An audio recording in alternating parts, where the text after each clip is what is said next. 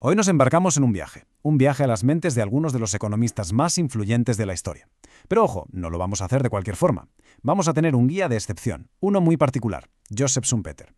Y esta es la pregunta clave que va a marcar todo nuestro recorrido. Porque, a ver, para entender de verdad a un economista, ¿basta con mirar sus modelos, sus matemáticas? Pues no. Es crucial ir más allá, intentar meternos en su cabeza y entender cómo veía el mundo. Bueno, pues aquí lo tenemos, nuestro guía en esta aventura intelectual, Joseph Schumpeter. Y es que él no veía a los economistas como, digamos, simples académicos encerrados en su torre de marfil, que va. Para él eran figuras complejas, con una forma muy particular de ver el mundo que al final daba forma a cada una de sus ideas. Y aquí está la clave de su método. Para Schumpeter era fundamental analizar a la persona, su vida, su contexto, su forma de ver las cosas, para poder entender de verdad lo que aportó a la economía. No se quedaba en la superficie, en las ecuaciones y los gráficos. Iba mucho más allá. Y mirad, este ejemplo es perfecto para entender cómo funcionaba. Fijémonos en cómo describe a un jovencísimo Keynes. No está hablando de su teoría general, ¿verdad? No, está hablando de su personalidad. Polemista formidable, nadie podía ignorarlo, todos respetaban. Es una descripción súper personal, muy aguda, que nos deja clarísimo su enfoque. Para descifrar la obra de un economista, primero hay que entender su carácter, su intelecto. Ahí está la clave.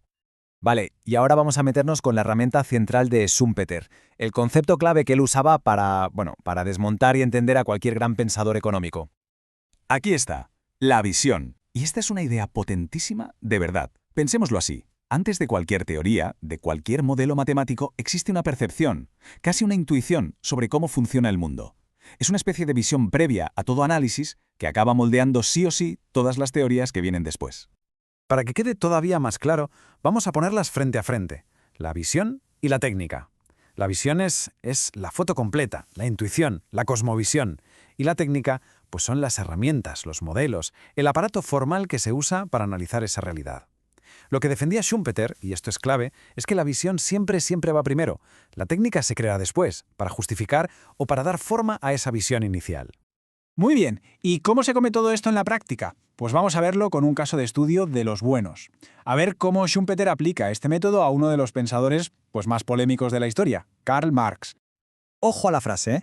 En un sentido importante, el marxismo es una religión. Esto es Schumpeter en estado puro. Es una audacia tremenda. En lugar de empezar a hablar de plusvalía y lucha de clases, ¡pum!, va directo al corazón de la visión de Marx. No lo ve como un economista, sino como el fundador de una fe, de una religión laica, con su paraíso prometido y su plan para alcanzar la salvación. Y aquí lo desmonta pieza a pieza. Lo divide en tres roles, y fijaos en el orden, que es lo importante. Primero está Marx el profeta, el que presenta un destino final, un plan de salvación a través del socialismo. Esa es la visión. Segundo, Marx el sociólogo, el que crea esa gran narrativa, la interpretación económica de la historia para explicar cómo vamos a llegar a ese destino. Y solo al final, en tercer lugar, llega Marx el economista, el que construye las herramientas como la teoría del valor-trabajo para intentar demostrar científicamente que esa visión profética es inevitable. ¿Se ve claro? La visión lo es todo, lo impregna todo. Pero claro, Marx es solo la punta del iceberg. Schumpeter aplicó este mismo análisis tan afilado a todo un panteón de 10 mentes.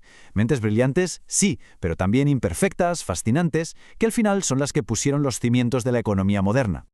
Vamos a ver la primera mitad de esta alineación de estrellas. A Marx ya lo conocemos, el profeta. Junto a él tenemos a Leon Walras, al que llama el arquitecto del equilibrio, casi obsesionado con la perfección matemática. Karl Menger, el fundador de una escuela de pensamiento completamente nueva. Alfred Marshall, el maestro con mayúsculas, el que formó a generaciones enteras en Cambridge. Y Vilfredo Pareto, el pensador solitario. Cada apodo, como vemos, ya es una declaración de intenciones, una pista sobre su visión. Y completamos el equipo. Tenemos a Bauer, que el gran polemista, un tipo que no dejaba títere con cabeza, a Frank Taussig, el maestro moral de Harvard, a Irving Fisher, el pionero de la impaciencia, qué buen concepto. Luego está Wesley Mitchell, el analista de ciclos, súper meticuloso, y cerramos, como no, con el que ya ha salido antes, John Maynard Keynes, el revolucionario, el que le dio la vuelta a todo. 10 figuras, 10 visiones que, para bien o para mal, han dado forma al mundo en que vivimos. Bueno, y todo esto que hemos visto hasta ahora es, por así decirlo, solo el aperitivo. Es el mapa, el marco conceptual para una aventura que va a ser mucho más profunda. Porque esto ha sido, como quien dice, la presentación del método. En las próximas 10 entregas nos vamos a sumergir a fondo en cada una de estas mentes, una por una.